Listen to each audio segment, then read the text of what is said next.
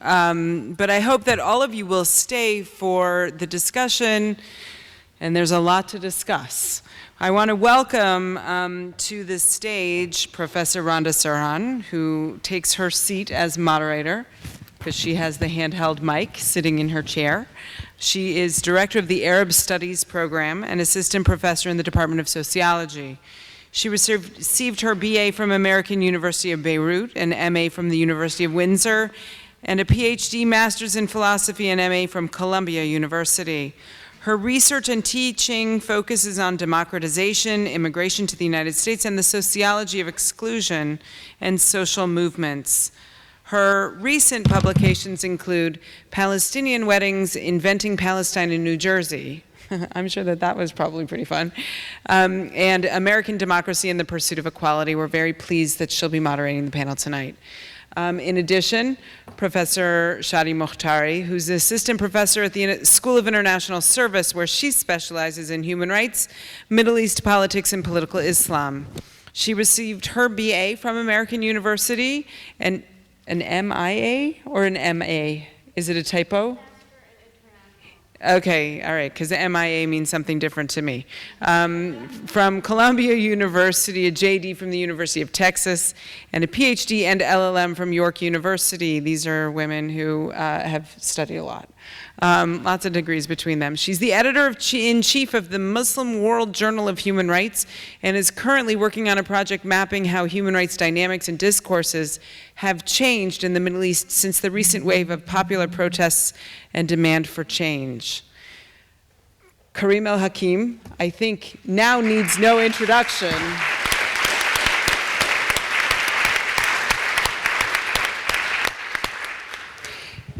You missed the wow reaction when the credits rolled. In addition to the work that he did on this film, he's contributed to numerous award-winning political documentaries about the Middle East, including films that we have actually screened at the law school repeatedly. My Trip to Al-Qaeda, Jiran, is that how I pronounce it? And Egypt, We're Watching You. He was also a contributing editor on Control Room. We are so privileged and so proud to have you here, to have screened your film, and to have this discussion. Rhonda, I leave it to you. This is all right. I think it's on. So I'm going to take the privilege of being the moderator to if you field the speak first a little question. Closer. Yeah, sorry, I'm sick today.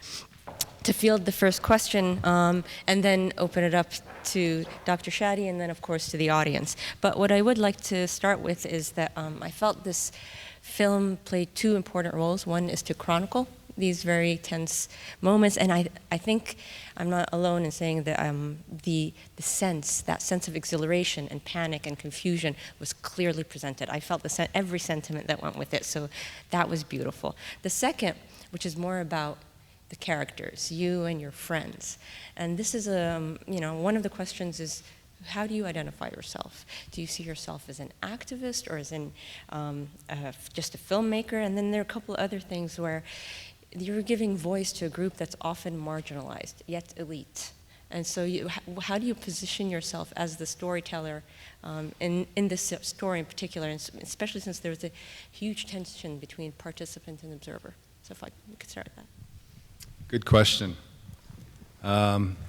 Actually, we are normal people. We were not particularly involved in the revolution outside of doing this film. We were down in Tahrir Square. We were pro-revolution. We still are pro-revolution. But at the same time, that was not our prime objective. I mean, we got caught up in all of the movement that was happening. And of course, we wanted to see Egypt liberated from a dictatorship. And we still do.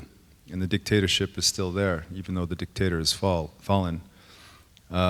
So there's a lot of work to do. And I think my contribution to the revolution was making this movie and coming out to show it to people like you, to spread awareness about what is really happening in Egypt, and that it is not over, and that it continues to move forward. And so, obviously, I think if if you were a filmmaker, you're probably a really real, like, hardcore filmmaker. Okay, this is the most important thing in my life, then I probably would have stayed. And if I hadn't had a family with me, I certainly would have. But there are things that trump making a movie, and certainly our personal safety was really much more important. And obviously, having a 1-year-old son and having tear gas, floating into his bedroom is not a good idea. So ultimately, we had to leave, and also we had to leave because we felt the pressure coming down and closing around us. We had to leave with our footage. We had to save the film. So these things all kind of motivated us to be involved to a point. I've gotten some criticism from people in the Middle East that are pro-revolution. Well, you left and you abandoned the revolution and stuff like that. But I disagree. I think that there's no point in dying on the street when you can, if you're smart enough, you know when to leave the battleground and when to come back to it. And in a sense, that's what we've done with this film. To the second part of your question, and this is really going into filmmaking, is what's exciting about this film is that we've blurred the lines between the observer and the participant. We've crossed the line. We've melded them together. Sometimes in the film, you hear different voices of different characters holding the camera. So it was very much a collective effort. And it became natural to turn the cameras around and be involved in the film because, in a way, the documentary is a film about people making a film, very indirectly. But it's also about the phenomenon of the emotional space that was being repeated all over the city. So we had to kind of cross the line to be able to show what was emotionally happening to us. We couldn't remove ourselves from being behind the camera, in front of the camera, so everything just became mixed together. And I think that, that's what actually makes it a unique film. Can I probe you on that a little bit, especially since this is an academic audience and students are trying to learn about this part of the world. And you weren't just there as filmmakers or just happened to be caught up in something, you're living there. And so that's more of the position I was thinking about. A lot of the perceptions are there's only one type of people there, but you are another type of people that's there. And I think that's more what I was looking for, like, what's your position in this? Because you go from, yes, I'm an outsider, but there's these almost nationalism at points where you want them to succeed, and you say this is home. So home and outsider. No, of course. I mean, I'm Egyptian, my father's Egyptian. We come from a very old family of artists and writers and architects and people who have contributed to the cultural, let's say, fabric of Egypt and the Middle East. My father grew up under King Farouk, He was very much an aristocratic type of person. My grandmother was the daughter of a pasha who was the chef de cabinet for the king, for Abbas Helmi II, actually the Khedive Abbas Helmi II, who was the last legitimate ruler of Egypt before the British came and deposed him and installed King Fuad. So we do have a long history in Egypt. We are definitely from, I would say, the elites of old school Egypt, which were francophones and anglophones and even turcophones going back 100 years. So I claim Egypt as my home, even though I grew up in America. And of course, there's an identity conflict, an identity, clash of identities, where, I'm a white guy with a black name in America.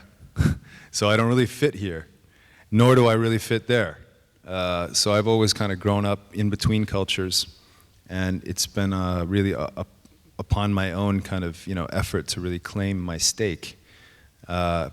So that's interesting. And if you notice in the first scene of the film, that was the last scene that we edited. That was done really at the last day and last moments. We completed that scene because that was a difficult scene to really set the stage of who is involved in this film, why are they there, what are they doing, what is their history. And it didn't make sense to say, well, this American guy, and well, he happens to be named Karim, and And there's this Danish guy, but he's Omar, and it didn't make any sense. So we had to say, kind of spell it out and say, Karim, he's Egyptian, but he grew up in America. Omar, he's Palestinian, but he grew up in Denmark. And create these very clear lines about who we are, that we are cross-cultural, that we're international people, but that we have Arab roots, and we have a responsibility to our Arab roots to be with it, to have this nationalism. And it justified why we're there and what we were doing. Right, thank you. I actually really appreciated that clarification.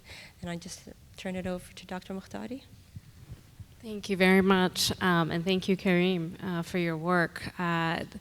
If you have been to Egypt since the revolution, one of the things that really stands out is the graffiti everywhere, and just unbelievable kind of artistic talent and expression in this graffiti. This, I think, integral part of the revolution. And when I went to Egypt in the summer of 2011, one of the slogans that I saw at several places in Cairo was, all it took was 19 days. And this past summer, when I went back to Cairo, I didn't see that graffiti anymore. And I think it does kind of speak to this transformation or this realization that Egyptians are in it for the long haul. And I think the title "Half Revolution" is very apt. I mean, when you speak to Egyptians, it was the revolution. And when you speak to political scientists, it's something short of a revolution. I think there's a duality here, actually. I think what was achieved in 19 days was the hard part, really. I mean, was because you had to transcend something really mentally. And the determination that kind of emerges from those 19 days then carries on to the battles that ensue and that are ongoing. And so, I think, yes, it wasn't 19 days and it wasn't all summed up in Mubarak, but at the same time, what happened in those 19 days was very significant. And as I was saying to friends in Cairo over the summer who were complaining about, the SCAF and saying that what we have is really no different than Mubarak. And I said, from my background being Iranian American, what you achieved by overthrowing Mubarak, I would love to have in Iran. I'll take any day, and we'll keep fighting it. So I think that's what I'd like to start with. Well, I'll just comment on that because actually I would disagree. I think that the easiest part of this revolution was in fact taking Mubarak out. Why? Because everybody was united in one cause. We had one target. We're all of us, Salafis, liberals, brotherhood, youth, unions, students. Everyone was united against this, for this particular cause of taking out the dictator. Now that he's gone, all of these different voices are fractured, and everybody is, clamoring for attention and trying to get their piece of the pie and power games and all this stuff.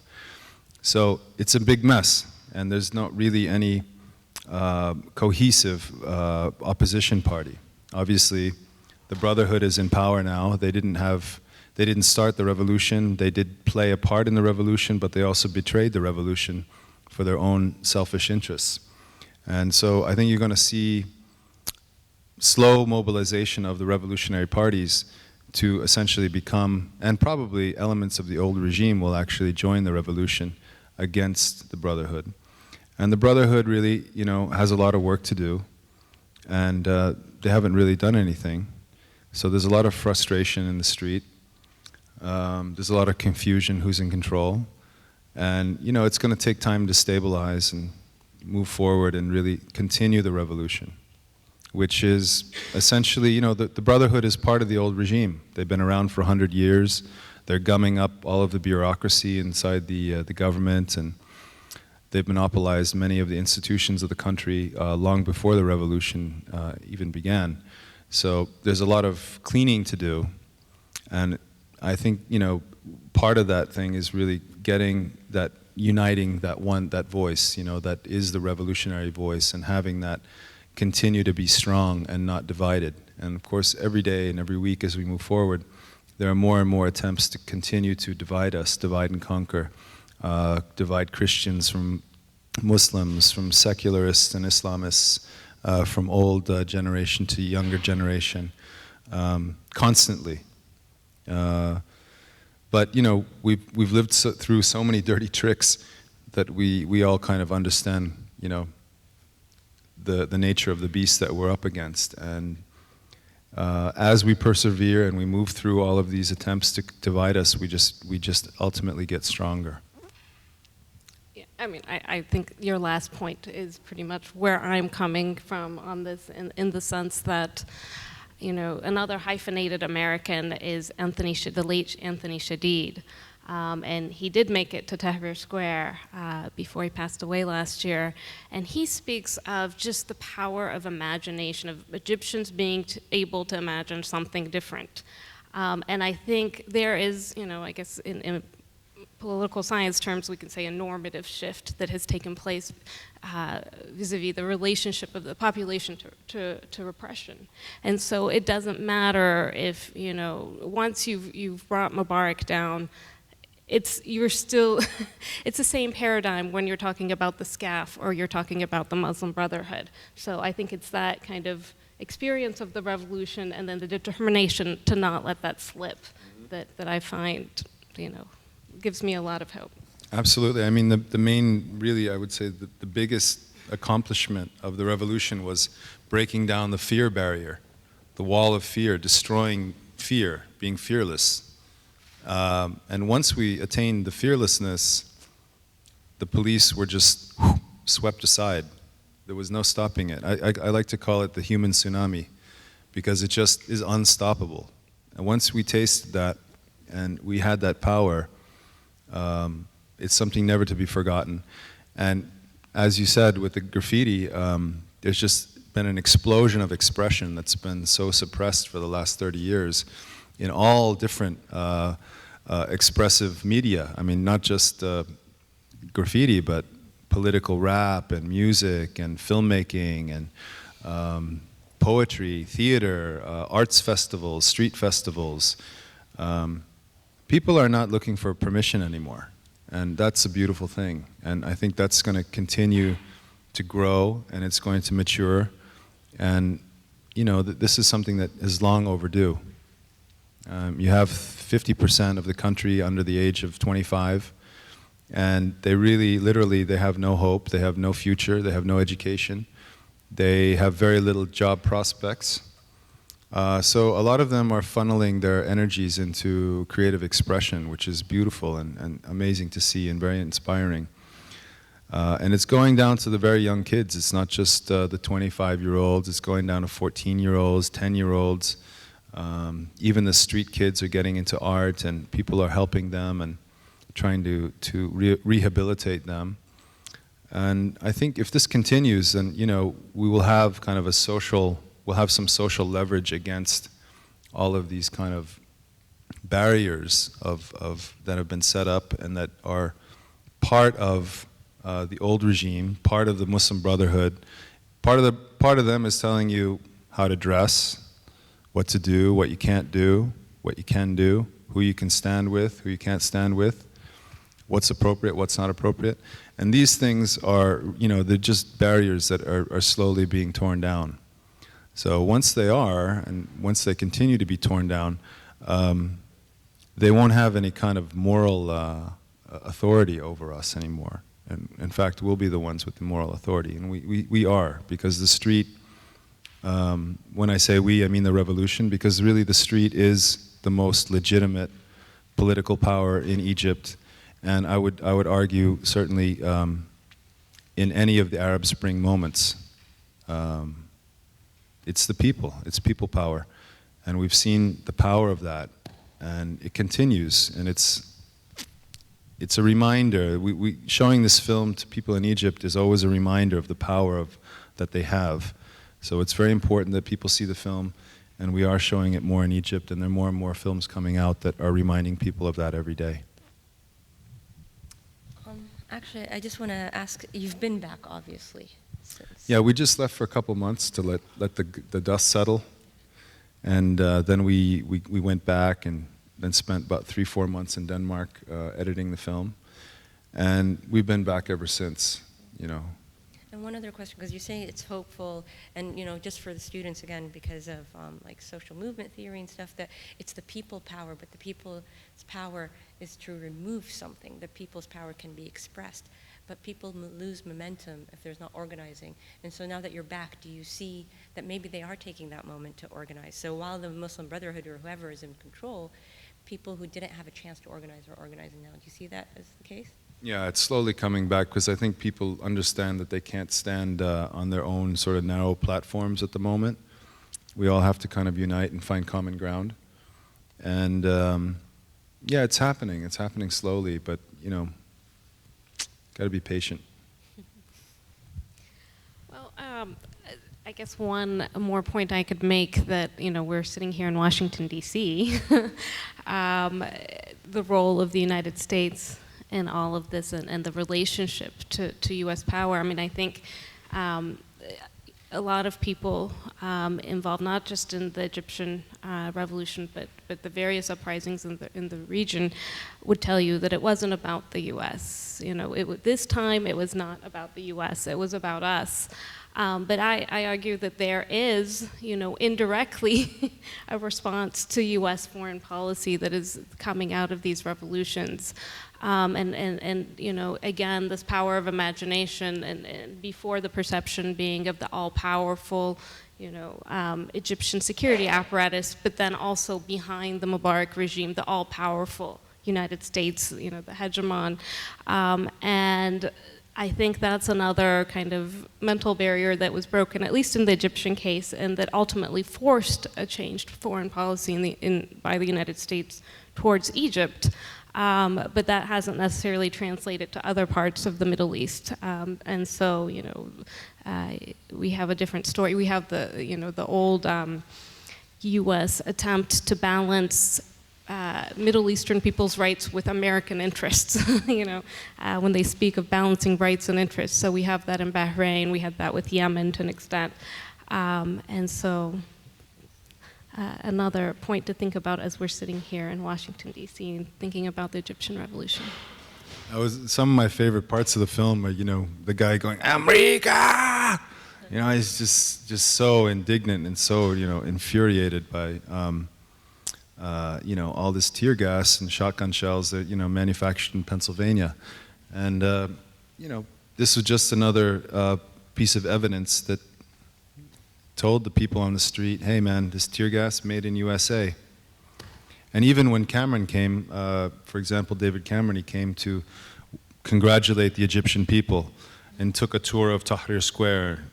And meanwhile was doing arms deals with the army to sell them fresh tear gas. This is what's happening. You have this double standard.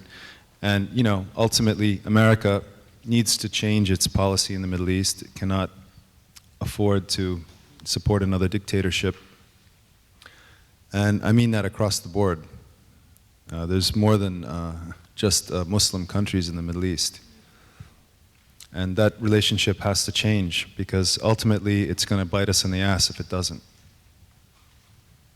Just to follow up, one other thing that came up that was very interesting was how acutely aware they are of the U.S.'s role. So it wasn't just this anti-Americanism for its sake, but somebody was actually saying, one of the people that you were talking to was saying, well, because Hosni Mubarak is basically, an ally, was an ally, and look what he did to us. So there's an indirect relationship, but they understand, where the leadership of Egypt was getting parts of its power. So it's not this because we sit in the U.S. and everyone thinks, everyone's just anti-American, they don't understand us, but actually even the simple man in the street understands something about the power play that's going on in his own country, and I think you portrayed that very nicely.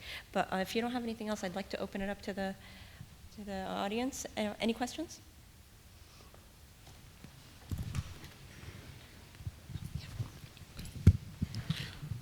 Comment, not questions. I'm Ismail Alexandrani, in Arabic Iskandarani. I'm Egyptian researcher. My scope is political sociology, social media, post-Islamism, and these areas. And I have just arrived to do my fellowship on social media and differentiating using social media as a platform for freedom of speech or utilizing it as a tool of mobilization in Egypt and trying to make a comparative approach to deal with this stuff. So I have just arrived a few days from Egypt. أهلا وسهلا. أهلا بيك. And I have two comments. This documentary has two aspects: the artistic one and the documentation one. On the artistic level, it's a very good. It's a very well done documentary. I congratulate you, and I wish you the best for your career as a filmmaker. And if I may comment that. This dilemma of subjectivity and objectivity, it's overcome. It has been overcome during the social media activities among the within the past years. The activist who carry his mobile cam and taking a part of the demonstration or the activity and documenting what is happening, he doesn't have to answer the question of the objectivity and subjectivity. So it's about history. It's let's say it's the past century issue. We are now dealing with the filmmaker or the activist, the journalist as a citizen, as a part of the as an actor, not as just a director or something like that. The second comment, and please accept my criticism that this is not a have revolution, it's a have documentary, because you have the right to live and for your reasons, which is very much appreciated and so on. But the last half minute in your documentary is very misleading, because the SCAF is over. The SCAF rule is over by the elected president, who I didn't support, by the way, but he kicked them out in August 12th by his decisions and so on. I maybe agree with you if you mean that revolution doesn't or hasn't achieved its demands yet. Yes, I agree with you. So it's still ongoing revolution. It isn't over, but not in this way. In this way, it's a half documentary, not a half revolution. Thank you. I would comment on that because it's not a half documentary. It's a full documentary about half a story. And the idea is that the documentary is not about the complete general description of the revolution. When is the revolution over? Might take 10 years. So this story is a personal story. This story is about our personal experience. This story is not about the revolution. This story is about a group of people stuck inside the revolution, and we see from beginning to end how they deal with it. That's the documentary. There is no explicit documentary that has been done to this date that it's going to tell you the whole story of the revolution. If you see that film, it's probably going to be on TV or on the news, and it's going to have absolutely no emotion in it. It's going to be all about facts and dates. That's not the kind of film I'm interested in making. The strength of this film is the emotional space of the people. It's a human story. It's what happens to them. Not what happens to Egypt, not what happens to Mubarak, not what happens to SCAF. And just to point out that this film was done 8 months after January 25th, 2011. We finished it in September 2011. So we finished it a year ago, 9 months before Morsi was elected. Okay? So obviously it's only dealing with the time frame that it's in. It was shot over 11 consecutive days. That's it. I like to make films that are very, very narrow in their scope. The more specific, the better. I don't like general stories and big topics. This is a huge topic, but told from a very, very narrow point of view. And the more human it can be, the better and more compelling it is to watch. I don't claim to tell you the complete story of the revolution with this film. So, can I just follow up on that? I think it's an important question that you asked because I think it was more about what is the meaning of the title of this film. And I think you assumed what the meaning was, and you assumed that it was saying this is only half a revolution because somehow there was failure or there's judgment. And I don't think you're judging the revolution. And actually, even in the social sciences, we only judge revolutions when they're done. After something is done, we're like, oh, that was a revolution. But in the moment, you don't know. And I don't think you were passing judgment. But I'm glad that you asked the question because then you got to tell us what it was that your purpose was and why you called it half a revolution. It's not done. It's an ongoing story. We have one more question? Yes. Oh, sorry, I see you there. Well, thank you for the wonderful film. Oh, my name is Jason Schulman. My question is about gender dynamics in the film. There's a couple of moments that were really interesting. One is when you're filming from upstairs and there's a thug and he says, "Kill that whore." And then there's one where I think Omar's fiance says, "Please leave, it's getting dangerous." And then your wife is very nervous and you say, "We're not going to go out tonight." And then the most powerful for me was when you told your son, "Don't cry, be a man." Can you talk a little about sort of the gender dynamics going on in Cairo? I've never heard that question, so I guess I'll make a comment on it. But I don't know. I mean, these are tense moments, and people are asserting themselves in different ways. And it was interesting to see how, for example, my favorite scene in the film is when my wife is in the middle of Talat Harb Square, surrounded by guys, and she's announcing that, hey, the army's coming in, and nobody knew. And that uncertainty, hey, is the army with us or against us? People didn't know. That was beautiful. And then, telling them, hey, man, you got to be here every day. We got to continue. What do you mean the whole country's going to come to a standstill? She's like, look, are you kidding me? There's no food and no jobs anyway. And then they just became completely quiet, silent. A woman silencing a group of men in this situation. That was just fantastic. For me, that was one of my favorite scenes. And this is unusual. Usually it's the other way around. So I think there's some role reversals happening. And then there's also traditional roles that get more defined as the pressure builds. Samah, she's concerned about where's the food and where we're going to get milk for the baby and what do you want to eat. And, these, I think, were just kind of products of the pressures around us. I can't say anything more about that. Can I just, I'd love to add, actually, I saw something also in your wife that maybe as a Palestinian woman, I'm like, that's a Palestinian woman right there. When she was like telling you, I'll take care of it, you can go home, if you need to hide, you hide, I'm gonna go get us some food. And so I didn't see terrible gender dynamic, or like disparity. I thought, there was quite a bit of something going on there that was interesting. So please go ahead. Well, if I could just actually add one thing to it more generally.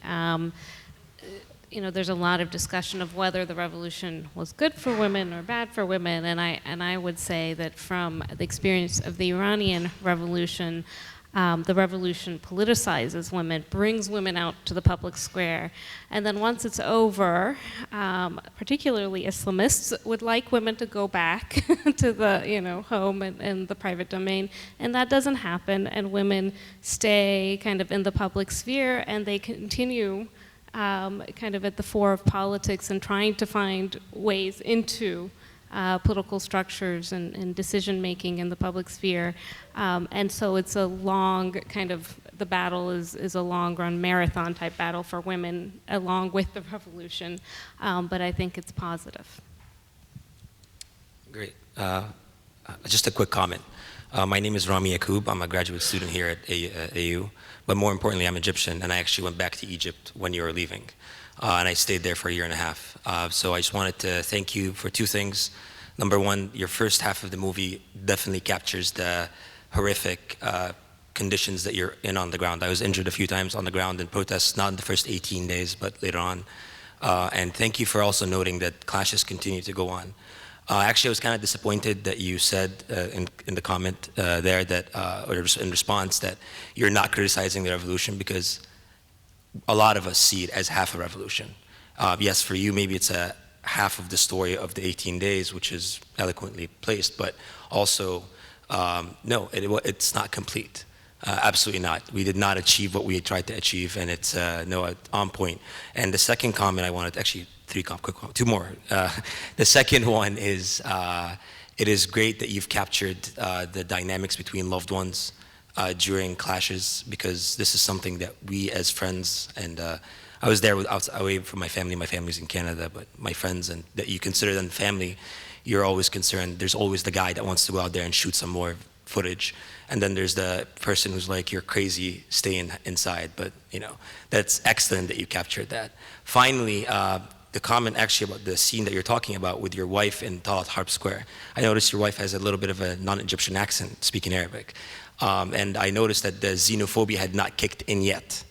And I'm glad that you captured that, because there's a clear divide when state-sponsored propaganda was then targeting people like yourself or other people who don't, even though might be Egyptian, might not have like the most fluent of Egyptian accents. But yeah, so it's great work. Thank you so much. Thank you. No, my wife is Palestinian, so she's very used to this kind of turmoil. I'd never seen her more happy, actually. She felt right at home with all of this. It's like, yeah, don't worry, it's normal. F-16, shh, I was amazed at her comfort zone. But no, actually, I mean, part of the point of the title of the film was really for us to counter the Western perceptions that the revolution was done. Fait accompli, Mubarak fell, great, yay, Egypt, cool, cool, cool, great, new country, everything's good. It's the farthest thing from the truth. So we early on in the editing process, we defined the title, and we sort of fulfilled our edit to live up to the title. We wanted to get that story out there, and we wanted to make people quite aware that it was in the middle of, we're still in the middle of a revolution. It's not finished. It's not a cozy and neat little ending.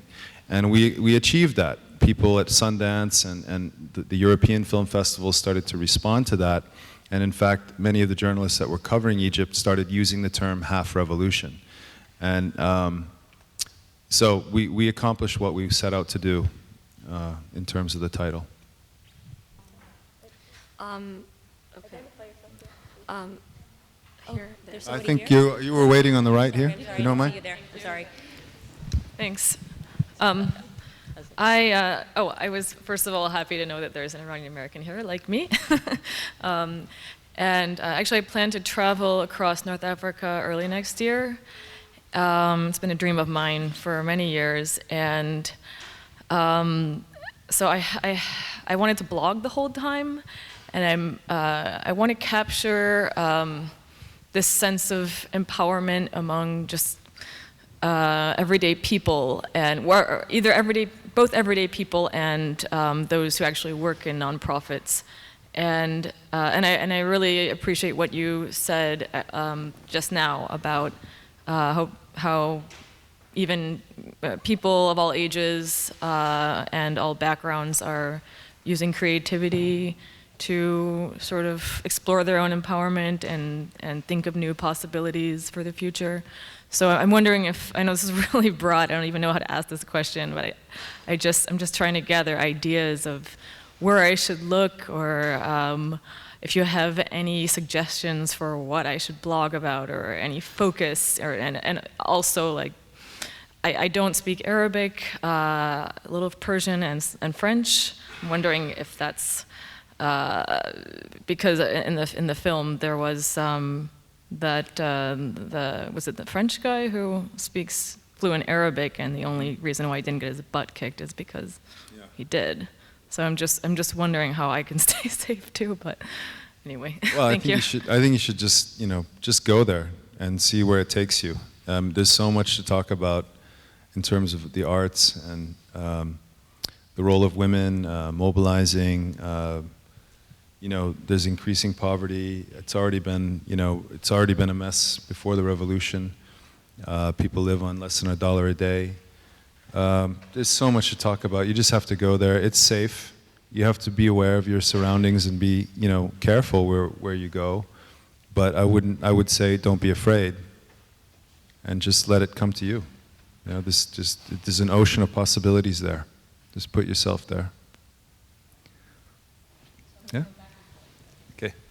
I'm Hind. I'm Egyptian. I'm here for an exchange program. Actually, I lived all my life in Egypt, but unfortunately, I had a planned trip on the 25th of January, 2011, so I was out of the country for 5 days. And then I had difficulty going back because there were no flights going back to Egypt. So I stayed like almost all the revolution, not in Egypt.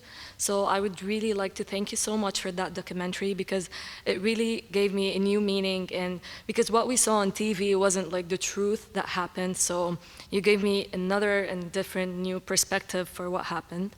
Another question for you is, what do you think of the presidential elections? Is it like, do you think this is like the first new step for a transition to democracy? And do you think the Muslim Brotherhood are gonna prove and like make people speak freely and like have democracy in the country? So that's the question. Thank you. Thank you. Where did you go when you were out of the country? Oh, excuse me? Where did you go? During the revolution, I was in Dubai. In Dubai, okay. It wasn't planned. It was like the Well,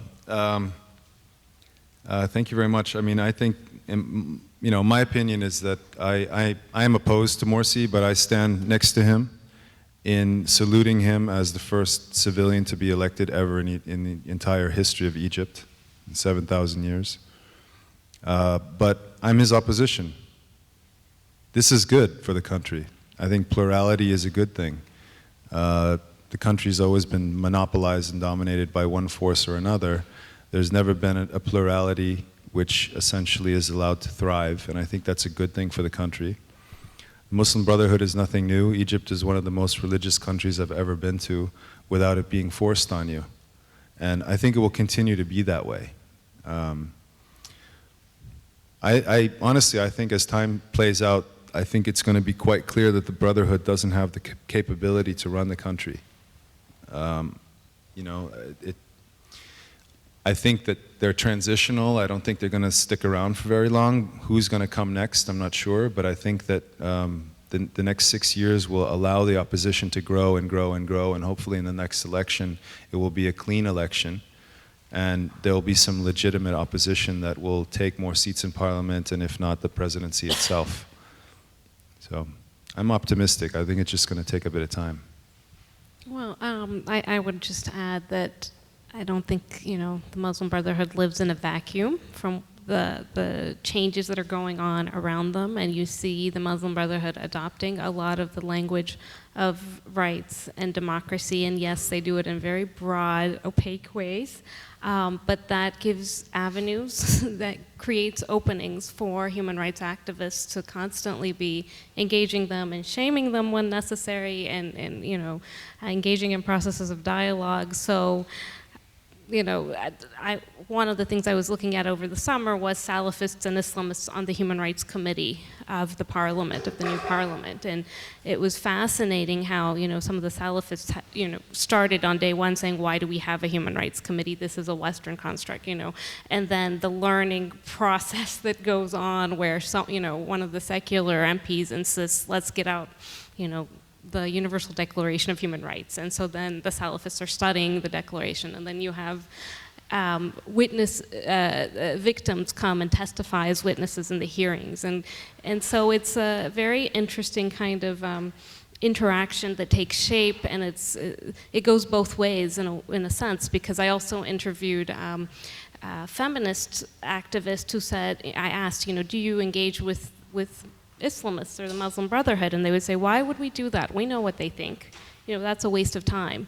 But now that they're in parliament, they have to engage with them.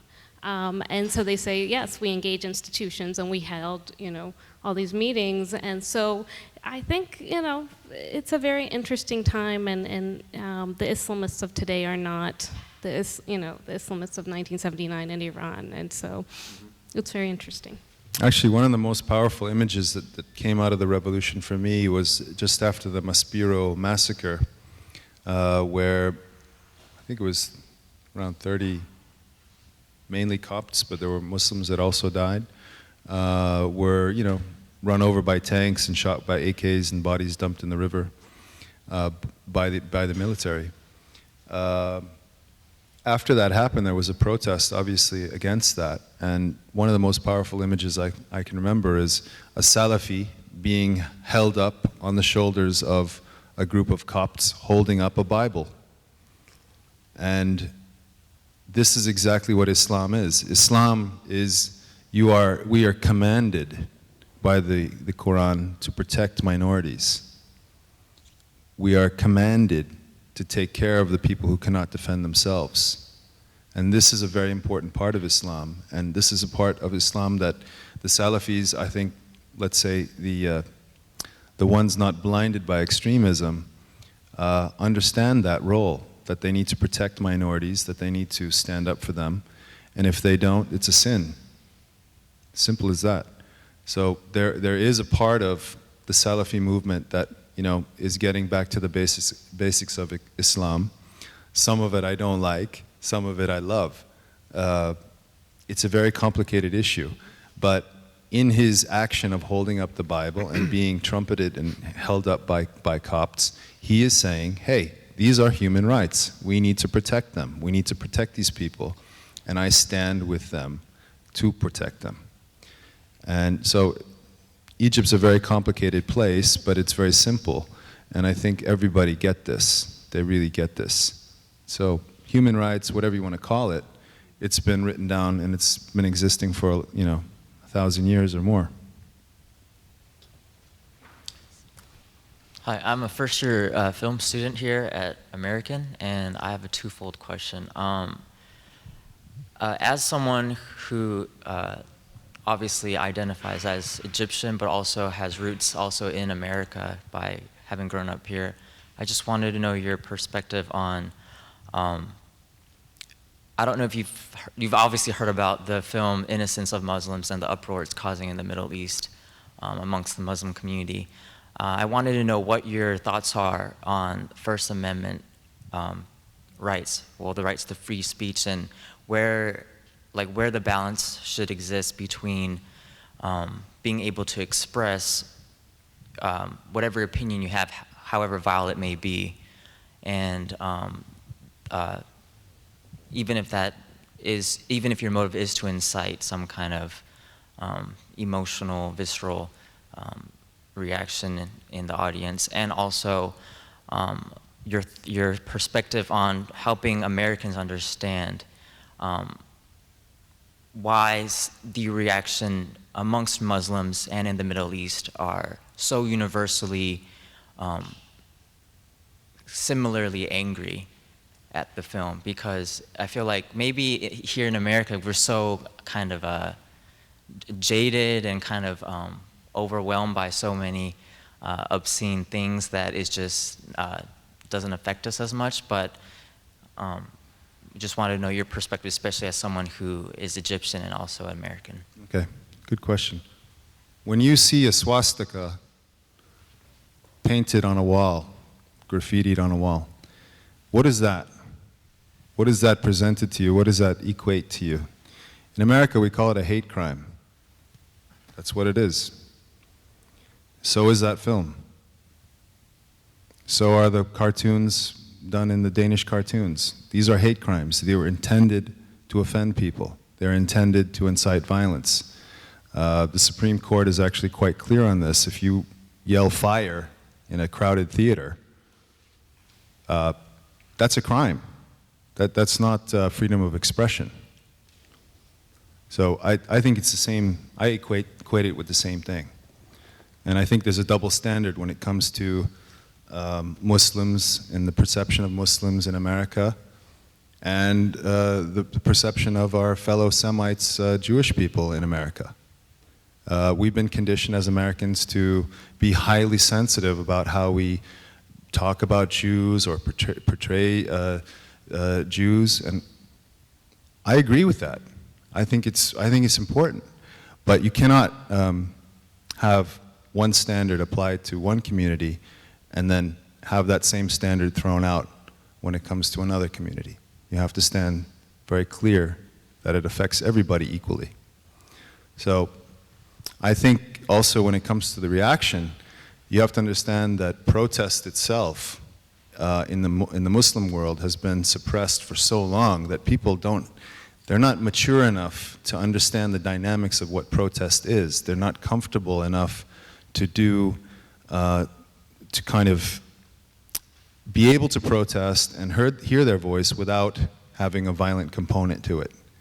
It's still, I would say, still an immature reality for them in many cases, you know.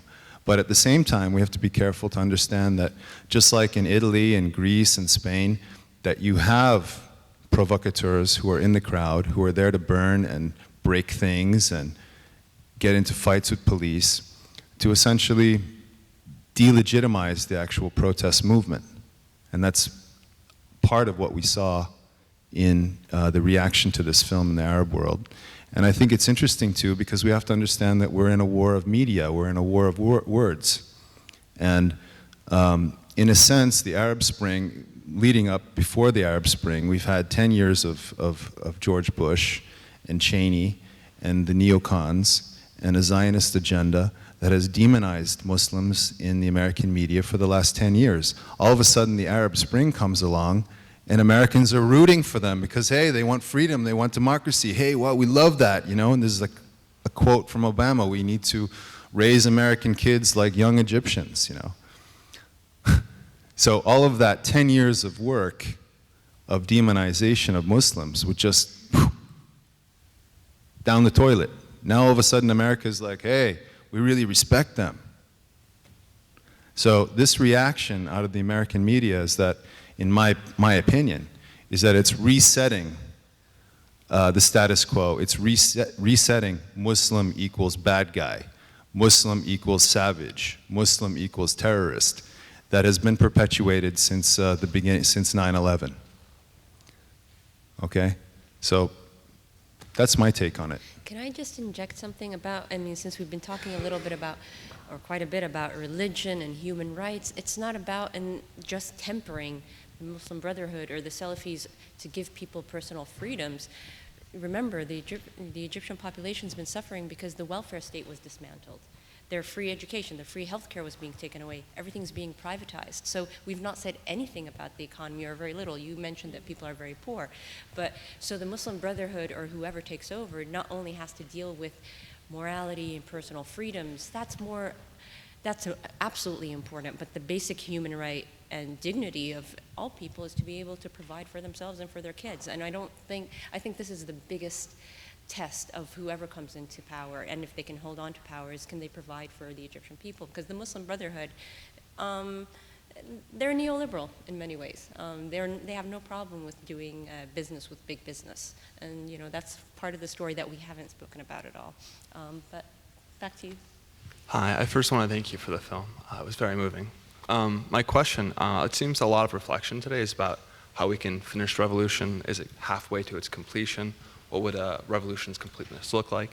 And to me, the more interesting question seems to be, how can we prevent the revolution from finishing? How can we prevent the revolution from ever finishing? How can we keep it open-ended? How can we keep a half revolution? A revolution's power, to me, seems to be its deinstitutionalizing, these detotalizing movements of the revolution. And already we can see movements of re-totalizing, re-institutionalization.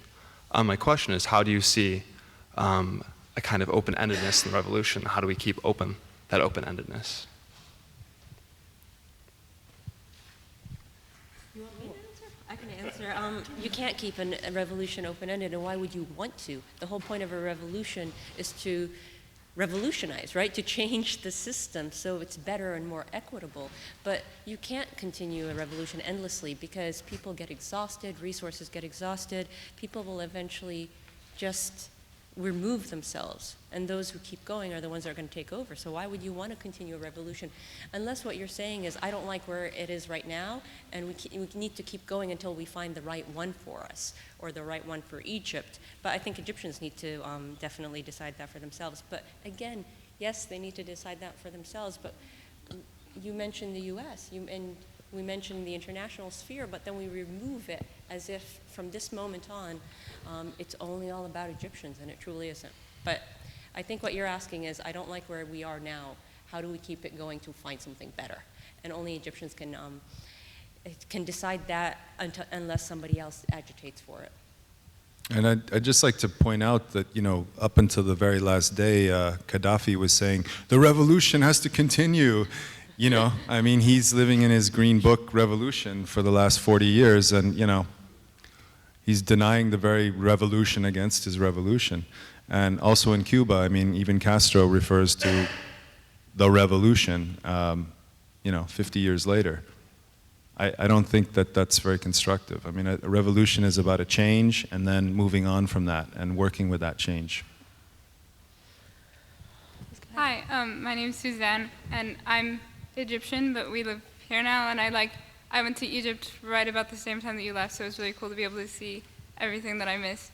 But I was wondering what you thought of the Western media's coverage of the uprising, if you felt like there was anything they missed or any bias in the coverage. Well, I think people were scrambling to try to make some sense of it and how to spin it. News is not about what's happening, it's about what you want people to think is happening. So I think American media really had no idea how to spin it. They weren't sure because, hey, that's their CIA asset that they've been propping up for 30 years that just went up in a cloud of dust. And really, what do you latch onto? So, I mean, actually, I was quite lucky because I didn't have any satellite TV. I just had that little fuzzy TV set. And all I could get on it was state TV, which was very helpful for me because I would love to watch what the state TV was, you know, what kind of lies they were trying to sell us, which was, you know, oftentimes the exact opposite of what was happening. So I think that eventually the channels got on it, and Al Jazeera International was really very good at it. But again, I was too busy filming, so I didn't really watch much of the news. Yes, hi. My name is Hamida, and my daughter is a professor at AU. And tears came to my eyes as I saw the video because we were there 2 years, a year before and 2 years after, with my daughter doing research on and predicting the revolution to come and working with the youth on the ground for the revolution. So I really, really, really applaud you, mostly not about the video, but about the commentary in the end that the struggle continues, because that is the pulse on the ground that you brought. Please continue to bring the pulse of the people, because that's my daughter's passion, to bring the pulse of the youth that she worked with for so many years. She said, Mom, this guy thinks like me in terms of the struggle, and the revolution continues, and that the people did not get what they came to the streets for, and I think that they realized that. And often the elders, like myself, many people think, well, they got a new president. and I'm sitting, my daughter's saying, come to me, come meet me in the coffee shop in the middle of Zamalek or Mahan Dassin, and she's saying, oh my God, does anybody really understand? The youth are saying, we've been hijacked. And so when the young man said, how do we keep it going? I don't think he means a revolution.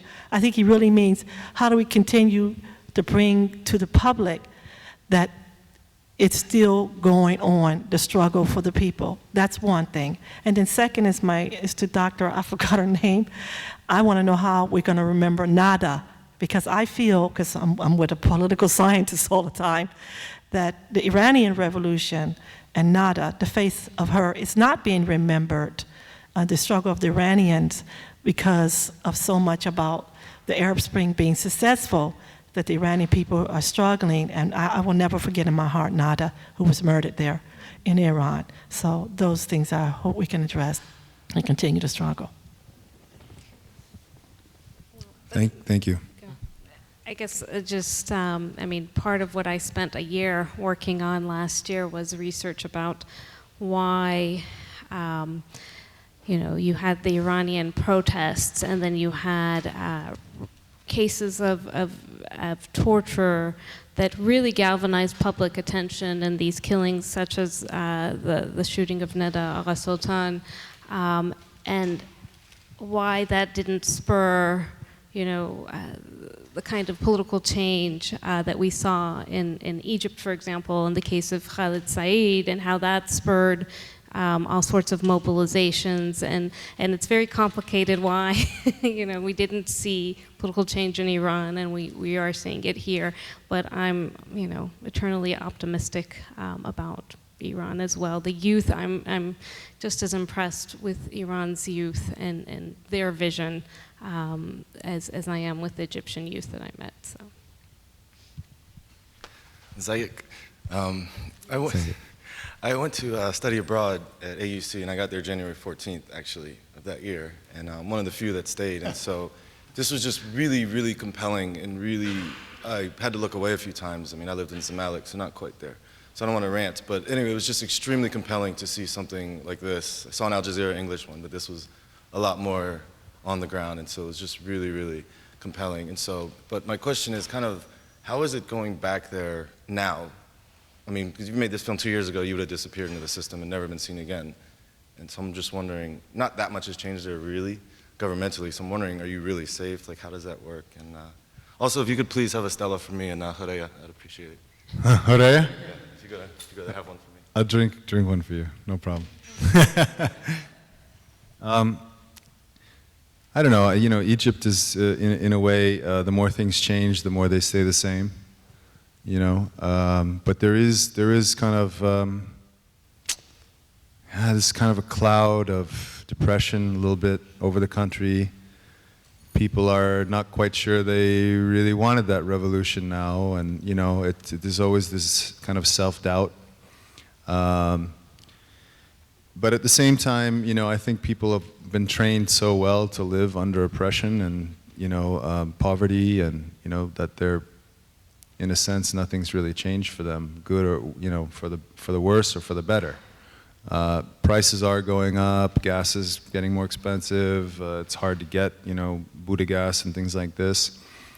But it seems like, you know, the more pressures come on the people, the more they just adapt to them.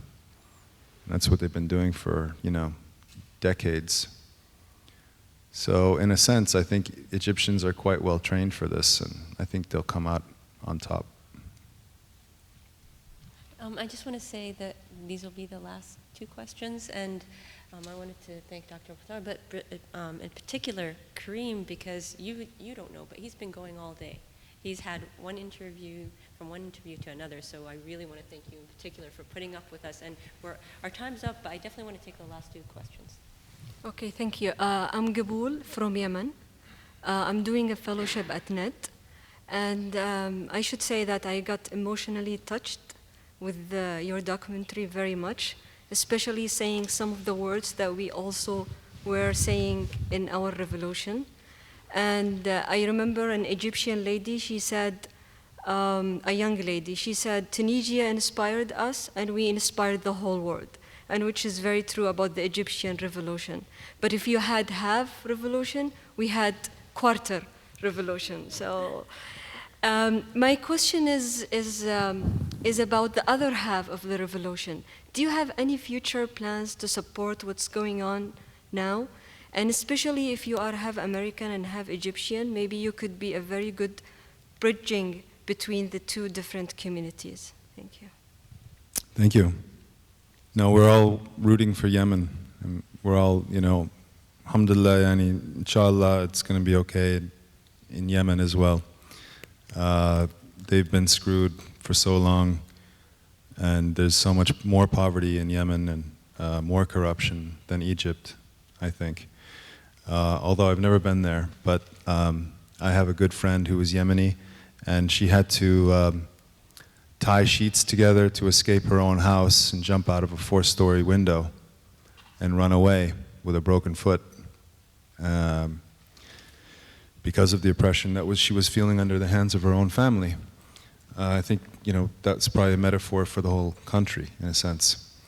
We're all in it together, and it's not just the Middle East. There's a global revolution going on. People are tired of these corrupt governments and banksters, whatever you want. There's a big, long list, but it's happening all over the world, and I think that we have to understand that, we're not alone. These are not isolated incidents. There is a massive amount of dissatisfaction with the current status quo of the way governments are run, the way people are treated. And I think we all have to work together to make it better, and not to look to governments or elected officials or institutions that are part of the problem, even in this country, especially in this country, I would say. Hi, my name is Medina. I just wanted to thank you for your film. First of all, it was very inspiring. I'm personally from Afghanistan, and all of this hope that I'm seeing in the Arab Spring, I want to translate that hope into my own country, but a lot of us Afghans have become hopeless. Honestly, I feel like I am pretty hopeless to seeing any true change coming into our country. And I see that mostly because, for instance, in Egypt, people were able to come together for one cause. But there's so much fragmentation in countries such as Afghanistan. People don't relate together. There's so many ethnic different groups and so on and so forth. And I just, this half-revolution idea, it frightens me because I hope that Egypt can still keep that one voice that you were mentioning before, and they don't end up becoming fragmented just like other nations in the long run, because, Afghanistan, no one's done, we can't ever have, what's been happening in Egypt happen now, because people are just fed up and they really have absolutely no hope. And I hope that doesn't happen. And I don't think it will, but this inspires me to maybe give a little bit more hope within my own country. Thank you. Thank you. I've never been to Afghanistan. I've been to Pakistan. And I've been up to the Northwest Territories, up in Gilgit and Hunza Valley and Kunjarab Pass and these areas. And I've witnessed, Taliban-like lifestyle. It's very old lifestyle. They're very isolated communities in the mountains. They have their own particular way of living. I honestly think, Afghanistan is, they say the graveyard of empires. I think America is getting bogged down there, and it's going to be very soon that they leave. Once they do, I think, people are going to revert back to the way that they were living before. I think it's going to take a lot of time and a lot of investment, a lot of development to get kind of the people of that region who have been isolated for so long just up to speed towards or closer to some kind of developmental standard that is a little closer to the 21st century. I think, when I went there, it was really like going back in time. I felt like I was in, 14th century. People have houses that have huge holes in the middle of, in their roof, and they have an open fire and smoke everywhere. And, it's okay. That's the way people live there. There's nothing wrong with that. But I think it also creates a certain mindset that, is maybe out of sync with other levels of development in other parts of the world. So I think once Afghanistan is devoid of foreign forces and gets a piece of some of the riches of its own country, they found a massive lithium vein there that's worth trillions of dollars, and of course they're going to have pipelines going through there, and this will bring money, which hopefully will bring development, which will hopefully bring stability. But again, it's going to take a lot of time, Yeah. Can Can I add something and give you a little hope? You know, simply because you care, you're not the only one that cares. There's others too. So maybe, you know, Afghanis have a love for Afghanistan, and the same way Egyptians did. But there's something about Egyptians that we haven't said here, and the Egyptians in the audience can correct me if I'm wrong. But prior to this uprising, prior to this revolution, actually, the Egyptian public was quite disenfranchised, but also the idea is like nobody helps anybody, you know, everybody's so disenfranchised that they couldn't possibly act as one. I mean, the names they call each other for fun is quite astounding. So don't think that Egyptians are super nationalists that, you know, like supersede everybody else. I think it was the moment, the conditions that came together right. For instance, Karim is a part of the old elite, and I'm sure he was disenfranchised for the longest time. And you could see him and his friends being galvanized in this moment. And so I think there's hope. Don't think that it's something wrong with the people. There's something wrong with the structure. All right, and I want to thank all of our audience for great questions, and have a good night. Thank you very much. Thank you.